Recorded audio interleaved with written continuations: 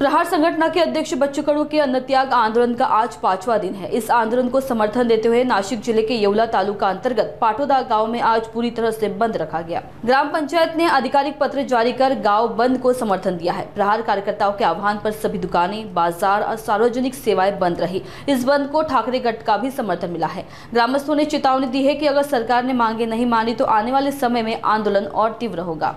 गेल्या 5 दिवसापासून शेतकऱ्यांचे कैवारी माननीय बच्चूभाऊ कडू माजी राज्यमंत्री यांचा जो अन्नत्याग आंदोलन चालू आहे त्याला पूर्ण पाठिंबा आमच्या पाटोद्याच्या गावाच्या वतीने देण्यात येत आहे आणि व्यापाऱ्यांनी कडकडीत बंद पाळून उत्स्फूर्त असा प्रतिसाद दिलेला आहे।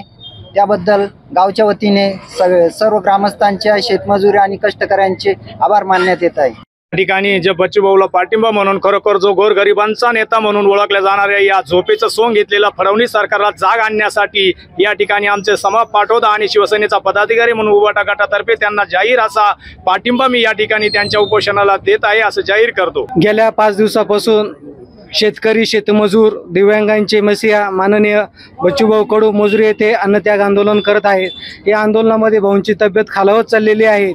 या भाऊंना साथ देण्यासाठी येवला तालुका शेतकऱ्यांच्या वतीने, प्रहार संघटनेच्या वतीने आज पाटोदा गाव हे कडकडीत बंद ठेवून भाऊंच्या आंदोलनाला या ठिकाणी शेतकऱ्यांच्या वतीने जाहीर पाठिंबा देता पाटोदेकर या ठिकाणी आम्ही पाठिंबा देत आहोत। आणि विधानसभेच्या याच्यामध्ये फडणवीस साहेबांनी सांगितलं होतं की आम्ही निवडून आल्यानंतर शेतकऱ्याचा उतारा कोरा कोरा कोरा करू, त्याचं त्यांना विसर पडला। त्यांना त्या शब्दाची आठवण करून देण्यासाठी आणि दररोज शेतकरी आत्महत्या करतोय। 3 दिवसापूर्वीच राम ठाकरे नावाच्या शेतकऱ्यांनी आत्महत्या केली आहे। फडणवीस साहेबच सांगत होते शेतकऱ्याची आत्महत्या झाली तर मुख्यमंत्र्यावर 302चा गुन्हा दाखल करा। फडणवीस साहेब, तुम्हाला याच निमित्ताने विचारायचं आहे, आता 302चा गुन्हा हा कोणावर दाखल झाला पाहिजे? आणि कृषी मंत्री सांगताय का मला ओसडगावची पाटीलकी दिली आहे।